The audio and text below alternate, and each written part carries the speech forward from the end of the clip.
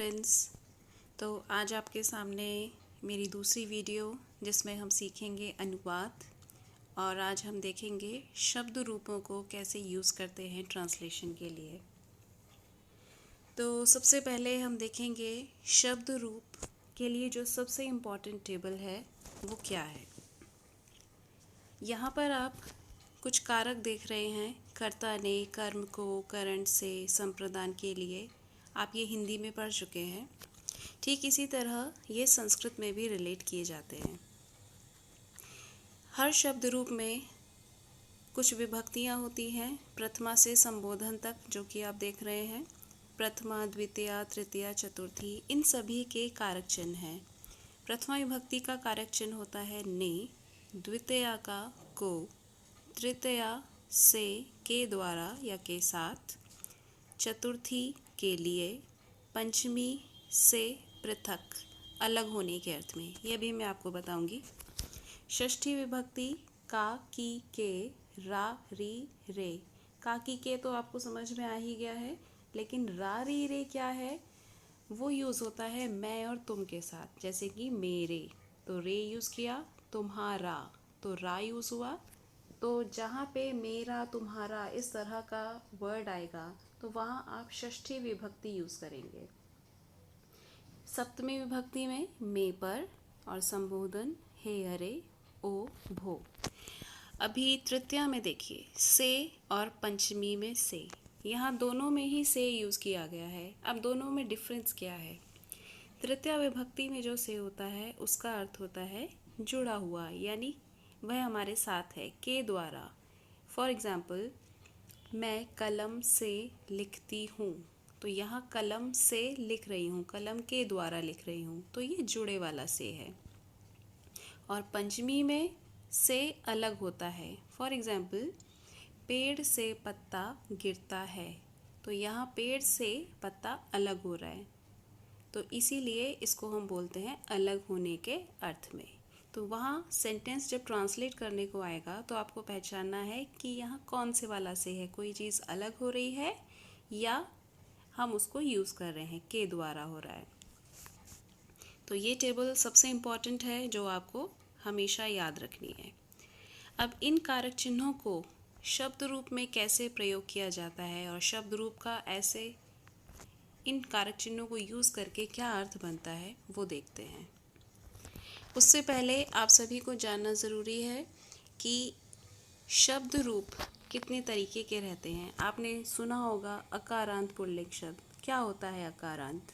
अकारांत का मतलब होता है अ स्वर से अंत होने वाले शब्द, यानी ऐसे वर्ड्स जो पुल्लिंग है और अ से एंड हो रहे हैं, जैसे कि बालक। तो बालक का जो शब्द रूप है उसी की तरह और जितने भी शब्द हैं जो अ से एंड होते हैं और पुल्लिंग हैं, वो सब उसके जैसे ही चलने वाले हैं। जैसे कि राम, सूर्य, देव, बाल, सैनिक, अध्यापक। ये जो शब्द आप देख रहे हैं ये सब अ से एंड हो रहे हैं। क में अ स्वर लगा है, राम में अ स्वर है, देव में भी अ स्वर है एंड में। और वृक्ष जो है इसको हम पुल्लिंग में काउंट करते हैं, नपुंसकलिंग काउंट नहीं होता, ये ध्यान रखेंगे। ठीक इसी तरह आकारांत स्त्रीलिंग शब्द। आकारांत यानी आ से एंड होने वाले, आ स्वर से अंत होने वाले शब्द, जैसे कि लता।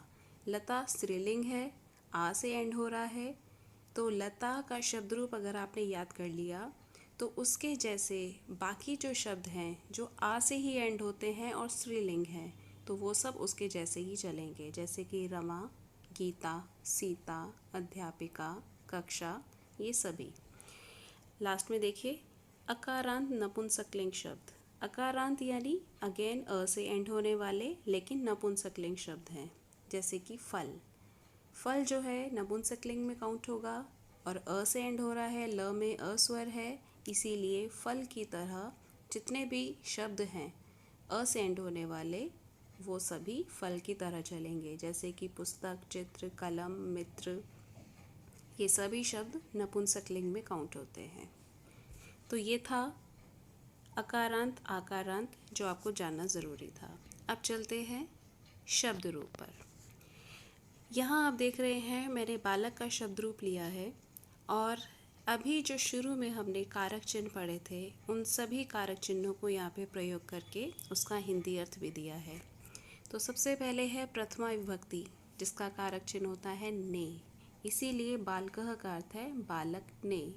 द्विवचन में बालकौ, दो बालकों ने। बहुवचन में बालकाः, बहुत बालकों ने। तो वो सभी कारक चिन्ह यहाँ पर यूज़ होते जाएंगे और इनका मीनिंग हम करते जाएंगे। अब देखिए सीधा षष्ठी विभक्ति, बालकस्य। इसका का के की आपने पढ़ा था और रा रे री, क्योंकि बालक है तो हम का के की ही यूज़ करेंगे।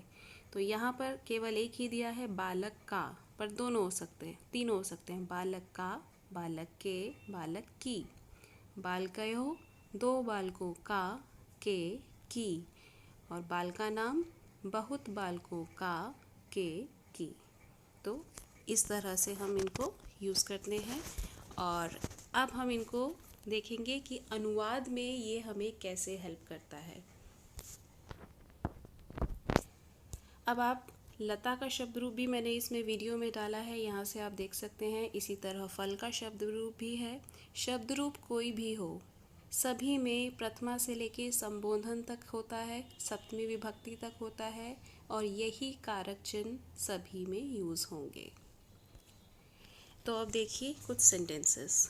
सबसे पहले दिया है बालक विद्यालय जा रहा है। अब यहाँ आप येलो कलर में देख रहे हैं, मैंने कारक चिन्ह को हाईलाइट किया है। यहाँ बालक के साथ कोई भी कारक चिन्ह नहीं दिख रहा, ना का है, ना में है, ना पर है। तो ऐसे में क्या किया जाए, कौन सी विभक्ति होती है जब इस तरह का शब्द आ जाए? तो याद रखेंगे, ये हमेशा प्रथमा विभक्ति लिया जाता है, क्योंकि ये करता है। और बालक के साथ अगर कोई कारक चिन्ह नहीं दिख रहा, इसका मतलब हम प्रथमा विभक्ति लेंगे। अब वचन कैसे डिसाइड करते हैं कि तीन वचन है, कौन सा लें? तो वो हमें सेंटेंस से पता चल जाता है। बालक जा रहा है, इसका मतलब ये सिंगुलर है, एक ही है। तो बालक में हमने प्रथमा विभक्ति का एक वचन लगाया, बालकः। विद्यालय के लिए संस्कृत हो गई विद्यालयम। जा रहा है। अब आपको मेरी फर्स्ट वीडियो से ये याद करना होगा कि गच्छति क्यों आया। हमने इसको बालक के अकॉर्डिंग लगाया है। आपको ये याद रखना पड़ेगा कि बालक जो है वो थर्ड पर्सन में काउंट होता है, प्रथम पुरुष में, और प्रथम पुरुष का एक वचन होता है गच्छति, इसीलिए बालकः के अकॉर्डिंग आया है गच्छति। नेक्स्ट सेंटेंस देखिए, बालक का नाम क्या है।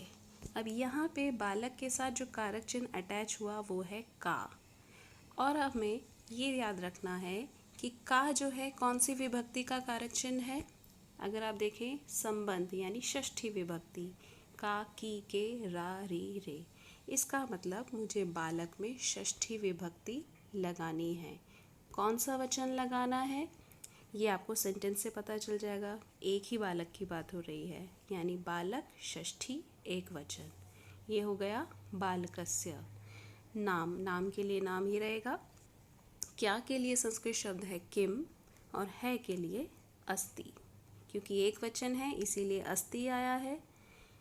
बालकस्य नाम किम अस्ति। नेक्स्ट सेंटेंस देखिए, पुस्तक बालक के लिए है। पुस्तक के लिए संस्कृत शब्द पुस्तकम। यहाँ भी देखिए पुस्तक के साथ कोई कारक चिन्ह नहीं है, तो हमने सिंपल प्रथमा विभक्ति एक वचन यूज़ किया, पुस्तकम। अगर पुस्तक के साथ कोई कारक चिन्ह होता, का या में, तो हम पुस्तक का भी रूप चलाते, लेकिन यहाँ नहीं है, तो सिंपल प्रथमा विभक्ति एक वचन पुस्तकम। बालक के लिए, अब बालक के साथ कौन सा कारक चिन्ह आया है, के लिए। इसका मतलब ये कौन सी विभक्ति हुई, चतुर्थी। चतुर्थी का होता है के लिए, तो हमने बालक में चतुर्थी विभक्ति का एक वचन लगा दिया, क्योंकि एक ही बालक की बात हो रही है। और है के लिए अस्ति। नेक्स्ट सेंटेंस, तुम बालकों को देख रहे हो। तुम, अगेन मेरी फर्स्ट वीडियो में आपने पढ़ा है, मध्यम पुरुष का एक वचन होता है त्वम, यानी तुम। बालकों को के हिसाब से कौन सी विभक्ति हुई, द्वितीया। द्वितीया में होता है को, तो इसीलिए हमने बालक में द्वितीया लगाई लेकिन बहुवचन लगाया क्योंकि बालकों बहुवचन है। तो ये हो गया बालकान। देख रहे हो, और अब ये देखना किसके अकॉर्डिंग चलेगा? त्वम के अकॉर्डिंग। और त्वम मध्यम पुरुष एक वचन होता है, इसीलिए दृश धातु का मध्यम पुरुष एक वचन लगाया पश्यसि।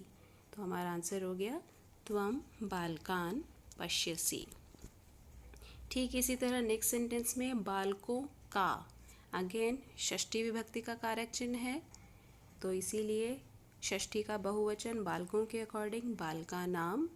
घर के लिए गृहम, कहाँ के लिए कुत्र, और है के लिए अस्ति। अब ये तो बालक के शब्द रूप थे जो हमने सेंटेंसेस में यूज़ करे। अब हम देखते हैं लता। लता की पुस्तक यहाँ है।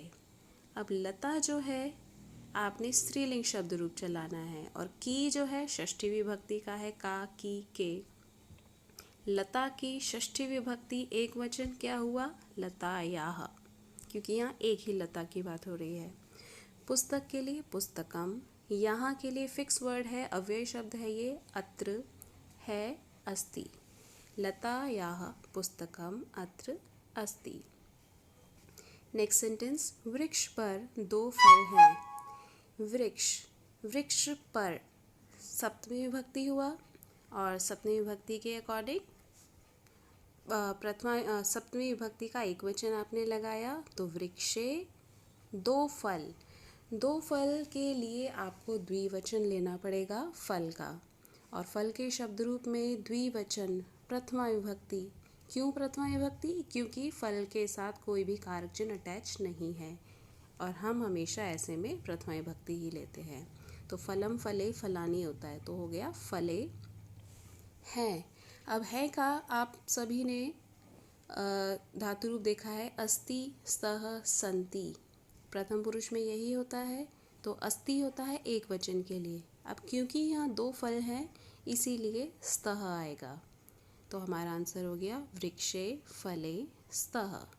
एंड लास्ट सेंटेंस, कक्षा में छात्र पढ़ रहे हैं। कक्षा अगेन आ से एंड हो रहा है, स्त्रीलिंग शब्द है, इसीलिए लता की तरह रूप चलाएंगे, और में सप्तमी होता है, इसीलिए कक्षायाम। छात्र पढ़ रहे हैं, यहाँ छात्र बहुत सारे हैं क्योंकि पढ़ रहे हैं से पता चल रहा है।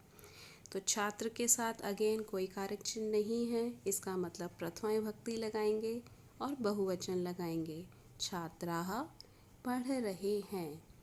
अब छात्राः अगेन थर्ड पर्सन में काउंट होगा, यानी प्रथम पुरुष, और उसके हिसाब से क्रिया हुई प्रथम पुरुष बहुवचन पठन्ति। इन सेंटेंसेस में अगर आप देखें, जितने भी क्रिया शब्द हैं, गच्छति, पश्यसि, पठन्ति, ये सभी किसके अकॉर्डिंग लगाए गए हैं? जो भी हमारा कर्ता है, और कर्ता हमेशा प्रथमा विभक्ति में होता है। इसीलिए आपने हमेशा ये ध्यान रखना है कि जब भी आप क्रिया यूज़ कर रहे हैं और आप अगर कंफ्यूज हों कि मुझे ये क्रिया किसके अकॉर्डिंग चलाना है, तो ये याद रखेंगे हमेशा वो वर्ड प्रथमा विभक्ति का होता है। तो इस तरह से हम सेंटेंसेस यूज़ करते हैं।